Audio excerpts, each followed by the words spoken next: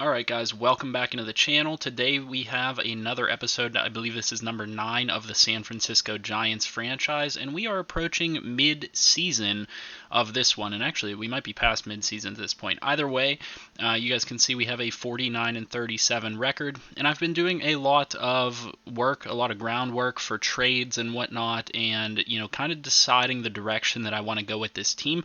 We've talked about a couple of different things in terms of potentially adding some like a star player in the outfield or doing anything of that nature, but really looking at things, I'm kind of thinking I want to deal away some of the veteran players that we have on the team while still maintaining the young core that we have and possibly adding a star young player to the team. Now that's going to be a lot to accomplish within the time frame that we have available to us, but I think the first thing that I want to start off with, because I've identified a potentially really good trade for us, is trading away a couple of these veteran players. So let's go ahead and jump into that. And really, before I jump into the trade, I just want to say that this is kind of driven by the fact that I've analyzed where other teams sit and stand in terms of their standings, as well as where we stand. Within our division, we're 49-37, but when you really look at that, we are kind of far back from the Padres, who are 51-33, because we've apparently played a lot more games than they have, so we have a lot more losses than they do. Really, just kind of looking at it, I kind of still want to build towards next season. I do want to make another run at the wild card this season, but I'm really focused on next season. I'm really focused on the future for this franchise and those guys that we have in the farm system. And I don't necessarily want to trade anyone away like a Luciano or a Toribio or Seth Corey, because those guys are the future of the franchise, and that might be what it takes in order to get a star player back to us. So, I'm more so looking to kind of just reshape for next year while keeping us kind of competitive this season for a potential wild card spot. So it's going to be tricky to do this, but let's go ahead and start with the first trade. Now, this first trade is going to consist of filling a few needs in the Angels organization. And the reason for this is the Angels are trying to get Mike Trout a championship. They're trying to build this team up to be championship worthy.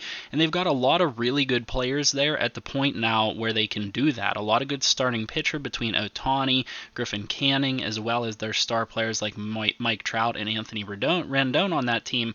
The positions that they're missing right now, though, are a legit right fielder as well as a legitimate first baseman. You guys can see that those players are in the high 60s. So their prospects are kind of getting to that major league level potentially, but they don't have impact players at those positions, as well as their bullpen is decent. I'm not going to say that their bullpen's bad at all, but adding a player to their bullpen is really what a championship potential team would do. Now, they probably would do this in more than one trade. They probably wouldn't get all of these guys, but what we're going to be doing today that I think is going to help address one of our biggest needs is we're going to be bringing in Jo Adell. And, I figure the only way for us to get a top prospect, their top prospect like Jo Adell, onto our team is to essentially make it feasible for them to build around Trout, who is their current existing center fielder, and go for a championship, as well as us essentially overpaying in terms of the system in the game. And that's what we're doing. You can see the bar up there.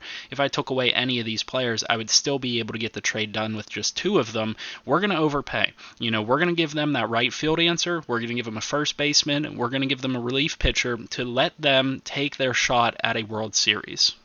And in return for trading away a couple of guys that have been really good for us, we're going to get back their top prospect in Jo Adell. And the reason that I'm going for Jo Adell is because he addresses a lot of our concerns. He addresses our lack of speed at center field and kind of honestly lack of MLB-ready talent at center field. Now, Adell still does have a little ways to go in terms of his development, but you can already see that he's developing really well this season. And I think that this is going to be a huge pickup for us. And this is more of a blockbuster type of deal. While I did want to get an MLB ready talent at center field, and we still are potentially going to view options for that, some of the guys that we had named before, I think that this trade helps both teams out tremendously. It gets them a 82 overall, potentially 83 overall in right field, which is a massive upgrade over their 69 overall. In terms of first base, they're getting a large upgrade as well. Obviously, La Stella is getting up there in age as well, but This is a guy that's a 77 overall. He's a pretty solid hitter, so getting a huge upgrade at first base.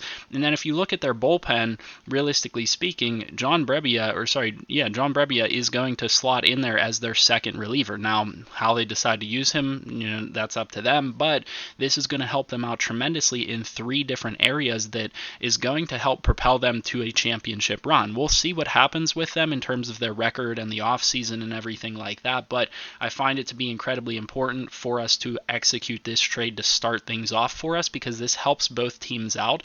And I think that we are going to add one more player to this, and the one player that I was going to get back on our side was one of these right fielders. And I think that what I want to do is I want to add William Gelman, who is like their bottom right fielder, C potential, 56 overall, also not super young at 22, so not a lot of potential there, but somebody that from our perspective would be a good platoon player or a DH type of player. If you look at his good contact and he has pretty good speed and stuff like that, this is a guy that I'd like to add to our farm system in case of emergency or something like that. A bat that we can call up. Obviously, we've talked about some of our struggles so far this season with, getting some hitters up to the major leagues and stuff like that. This is a guy that I think will help address that need. Super cheap, super low overall, doesn't really impact their farm system much at all because they do have better players in front of that guy already. And then in addition to that, I think moving Joe Adell doesn't really hurt their farm system as well. And I want to just talk about it from that perspective because, yes, he's their top prospect right now. But Mike Trout's only 30 years old. He's going to be good for a long time. They have Jordan Adams, who's a 21-year-old with B potential, sitting there waiting in the wings. This allows Brandon Marsh to develop behind starter-level talent. This is a guy that is getting up there and potentially going to be MLB able, and they're hanging on to this guy at 22 years old. And then in terms of left field, they have guys like Pedro Diaz. They still have Taylor Ward sitting out there, and Austin Slater right now is already a pretty solid player. So I think that this helps both teams out. The Angels going, for contention, and I think that, we will have some answers, we'll have some questions after this because we obviously are losing an outfielder. We're losing a first baseman and a relief pitcher, so we'll have some questions after this, but I think we'll be able to we'll be able to answer those through free agency and various other trades, as well as call-ups. One of the things that I really like out of this trade is that it really allows Aristides Aquino to have that right field spot. Yastrzemski being in front of him maybe prevented him from getting all of the necessary at-bats and all of the playing time that I would have liked him to get to continue to develop. And, he's doing really well this season. He's got a really good arm. He's got a really good bat. He's got 12 home runs with a 256 average, and I'd like to see that continue to grow. So that frees up space for him in right field, and I think that that's going to help us out. In addition, what this move allows us to do is it allows us to bring up Jacob Gonzalez to the major leagues. This is a guy that I've been looking at for a while because of how well he bats in AAA, batting .342, 6 home runs. I mean, this guy's got a nice bat. He's got pretty good contact and power, and he's really not a bad defender. He can play kind of all around. So this is a guy that, with his first base position as his secondary as well, that I'm definitely looking to call up. So I think we're going to go ahead and move him to the MLB. We'll have to add him to the 40-man first, but I am looking forward to him being up at the major league level. 22 years old, so he is kind of young, but you can't argue with the production. We've given him seasons in AA and AAA, and the production has shown through every single time, so he's going to go ahead and move up to the major league level for us. And then I think with Marco Luciano, obviously we want him to be up to the major leagues eventually. He did work on his bat, and he is batting pretty well down here in AA, hitting 12 home runs and batting .251, so almost Aquino type numbers. So let's go ahead and move him to AAA. We'll give him that opportunity to start working this year in AAA. Obviously he's had a tiny bit of time there, not batted too well so far, but I'm hoping he can, continue to look up on terms of that. In terms of the outfield, I'm still kind of undecided what I want to do here. We might start Joe Adell up in the majors. Currently I sent him to AAA just to see if he can't develop a little bit. I'm going to be looking at free agents and whatnot and assessing what's out there to maybe bring up another player in the outfield.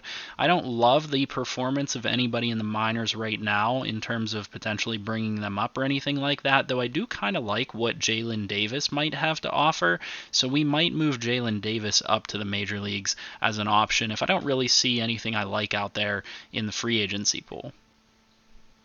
Now, I've zeroed in on two players out here in the free agency pool that I've wanted to take a look at. Andrew McCutchen, from a batting perspective, could be a good pickup, though I don't think he would come back to San Francisco. At center field, though, I do like the looks of Billy Hamilton, at least as a defensive player. I think that he would help us out tremendously, and as a guy that could get on base and steal some bases, I think that that is also kind of what we're looking for. He can kind of fill that spot waiting for Joe Adell to develop, and we'll see how things play out with that. But let's go ahead and sign Billy Hamilton to a contract and start him up in the majors for us. Now, one of the problems that results from the movement of La Stella is we really don't have anybody to play first base outside of Logan Wyatt.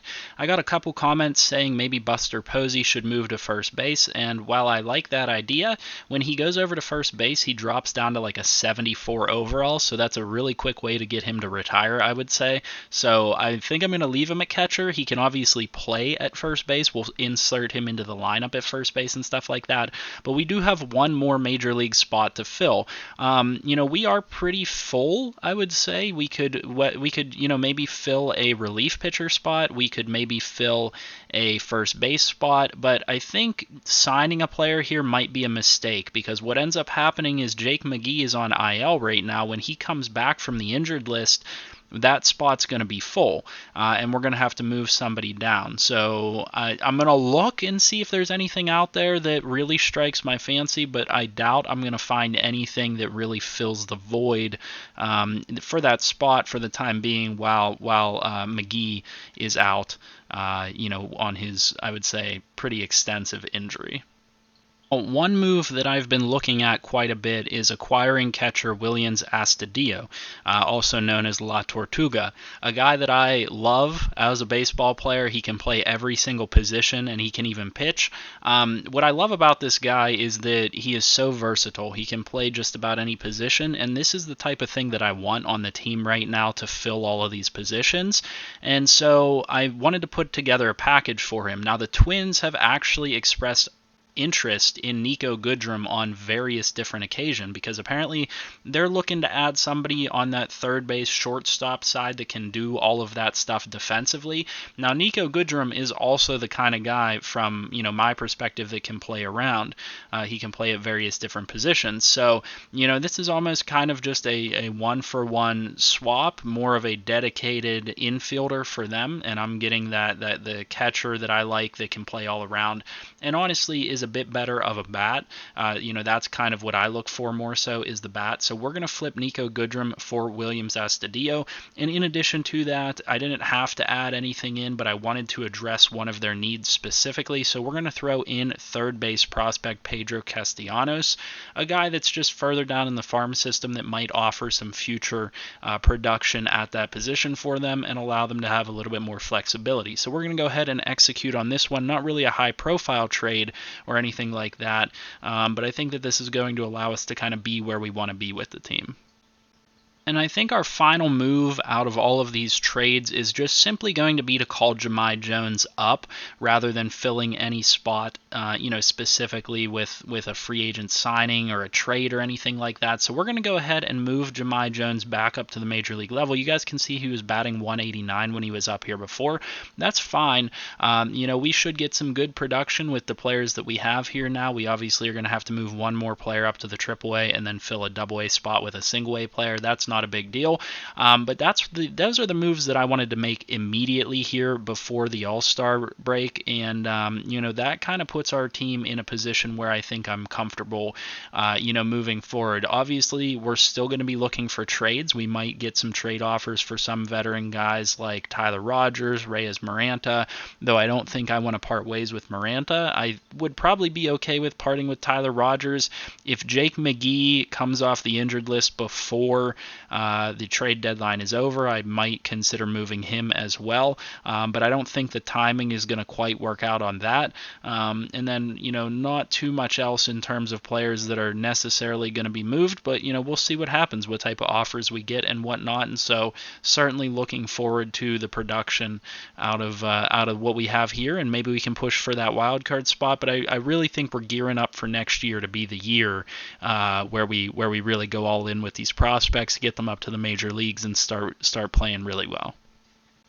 So at 49 and 37, let's see how these moves pan out here. We'll go ahead and advance basically through the All-Star break or to the All-Star break. Let you guys know who we have on the All-Star team and all those types of things. So we'll be back with you here in a second. We've officially hit the All-Star break, so I want to go over some of the players that have notable accomplishments here. Luis Toribio is our representative here in the All-Star Futures game, so I think that one's nice to point out. It didn't look like we had anybody else on this team, but Toribio seems to be doing well enough to get himself onto the All-Star Futures team, and he has potentially a really bright future for us here in the Giants organization at third base. I do think he is going to be the future third baseman, but we're obviously got a little ways to go on that to see how he pans out. Toribio had a really nice performance in this game as well, going 2 for 3 with a home run and an RBI. So great to see that out of him, basically being the player of the game here. Huge performance for Toribio. Definitely wanted to point that one out to you guys. I wanted to point out to you guys as well that we have been getting a lot of trade offers for Johnny Cueto from competitive teams. A lot of teams seem to want him right now. We'll see. His performance has been stellar. Tempted to accept a trade like this for Scott Alexander. I'm not going to accept it because it's in division and it's kind of an unfair trade. So we're going to decline that, but did want to point that out to you guys to be aware in case we do make a move for Cueto or something like that. There are a lot of teams interested, and we do have guys that are kind of ready to take on his spot in the rotation at this point when you consider where everybody is at in terms of their performance and their overall. The next thing to note here is that we have officially hit the All-Star break, so we made all of those trades on July 11th. We went on to sweep both the Diamondbacks and the Rockies to put ourselves in a really nice position coming into the All-Star break, showing that the movement of Yastrzemski and La Stella didn't really hurt us, and I didn't expect it to because they haven't been our main performers this season. So moving on from guys like that, not necessarily going to be a negative move for us. It really just promotes playing time for the other guys that we have and allows us to have some of our prospects up that we are looking to develop. So, looking good here going to the All-Star break. Obviously, some potential trades rolling in. I had mentioned Cueto already, so we'll see what happens with that stuff. But let's go ahead and see who we have in terms of All-Stars and who's playing the Home Run Derby. And then we do have a lot of representatives here in the All-Star, the minor league All-Star game here. We have Ryan Halstead as a relief pitcher making that minor league All-Star game, as well as Andrew Painter, our draft pick from this last season, making this game.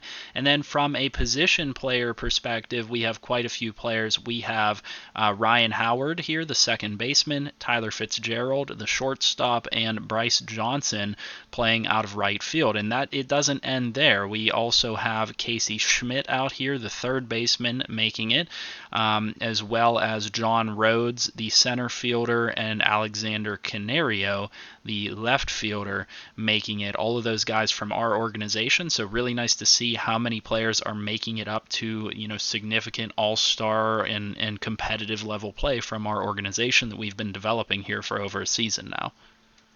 No representatives from our team in terms of the home run derby. Obviously, we don't really have those types of power hitters yet. We have a couple in the minor leagues that could potentially develop into that.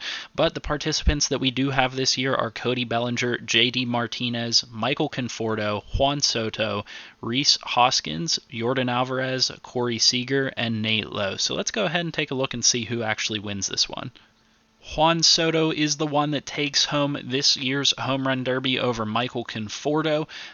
So, a pretty interesting one here. Juan Soto of the Washington Nationals coming in as our winner. Bryce Harper won it last year.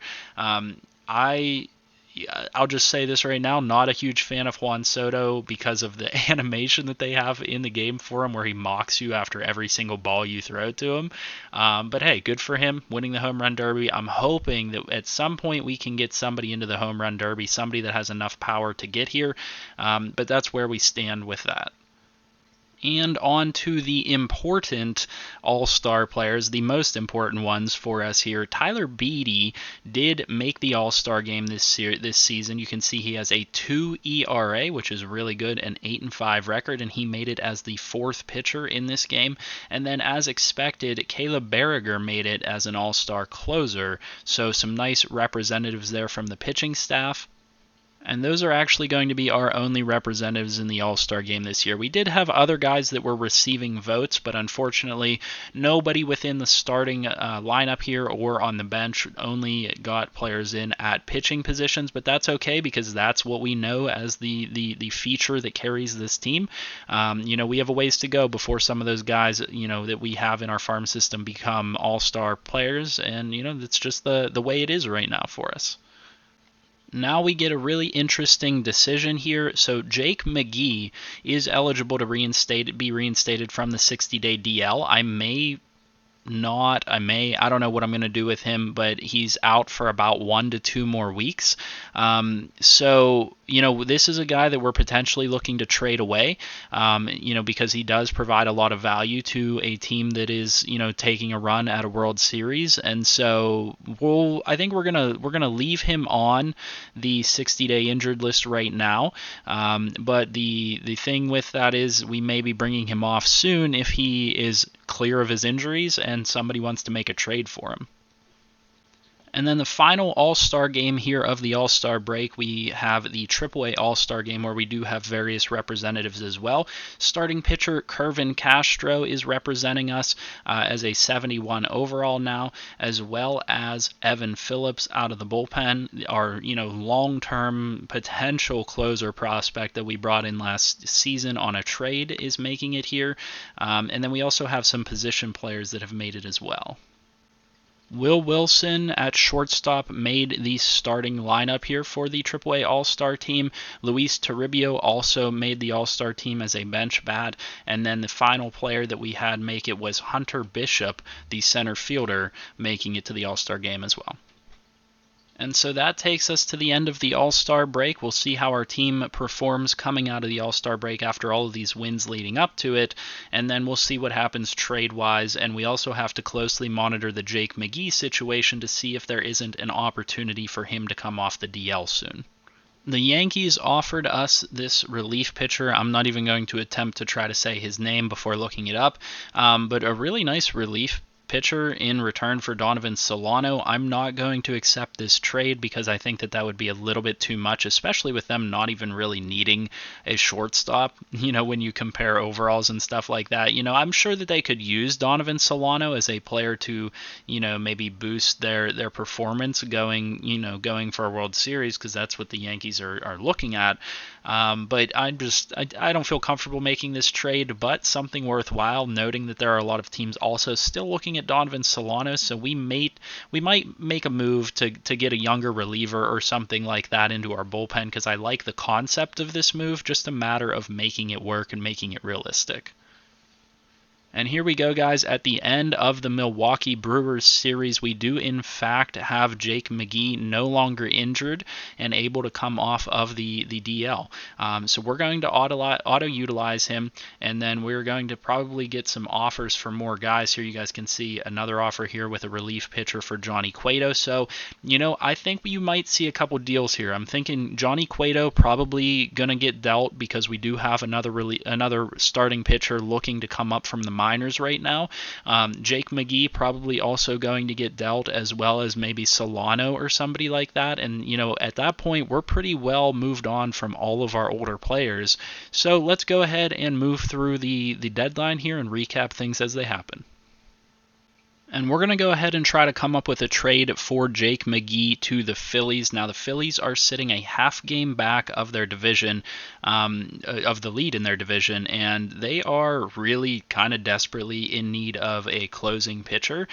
So if we go ahead and move over to the Phillies, you can see from a closing pitcher perspective, they don't have one on the roster at the major league level. So I think Jake McGee would be a really good pickup for them. Whether they utilize him as the closer or just a setup man or something like that, they can utilize them however they want, but their bullpen could use some help, especially with them being a half game back in the division. So we'll go ahead and try to execute a trade with them. I don't know what we can get back for Jake McGee. He's pretty old, but this is a competitive team looking to make a push, so maybe they'll pay us a decent amount for Jake McGee. And we're going to go ahead and deal Jake McGee to the Phillies for second base prospect Daniel Brito. Now, the reason for this trade is with everything that we've done so far in the franchise, we're a little bit weaker on the bottom end of our farm system at third base. As you guys will see here, not a lot of players here. So we're going to try to backfill third base a little bit, and by doing so, Daniel Brito is a guy that I think can play there. He's got really good defensive skills and a pretty good arm for a young player that's 23 years old. So we'll move him over to third base, and I think that that'll be a really nice deal for us to help fill out our farm system a little bit here.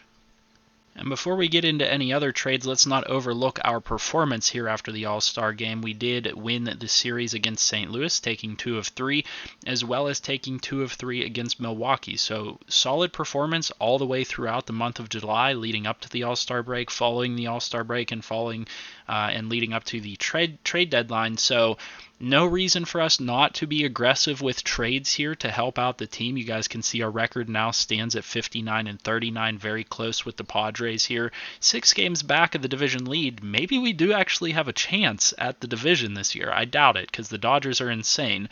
But, it is in the back of our minds, and, we're certainly not going to deal away, maybe like Posey or anybody like that other teams are definitely going to want. But making a move to add a player that could really help us out might not be the worst idea right now. And you know what, guys? Leading up to this trade deadline, there is a lot of work I think that still needs to be done, especially seeing where we are at in the division and how much interest is being drawn to players like Johnny Cueto as well as Donovan Solano. And a lot of teams are potentially offering us nice relief pitchers, nice first basemen that could really help out the standing of this team right now. I need to take some time to do some homework and put some time and effort into figuring out what the right moves are to propel this team forward. Hopefully you guys enjoyed the moves that we've made so far in today's video. But like I said, a lot of work still yet to be done, and there's only a couple days here left in the month of July before the trade deadline. So, a lot of work to be done in a short amount of time in terms of the calendar. So I'll see you guys in the next video. Make sure you guys hit that like button. If you guys are enjoying this series, hit the subscribe button and comment down below with what you guys think. What do you guys think of the trades that we made? What do you guys think we should do moving forward to help this team out? I'd love your feedback, and I'll see you guys in the next episode. Have a good one.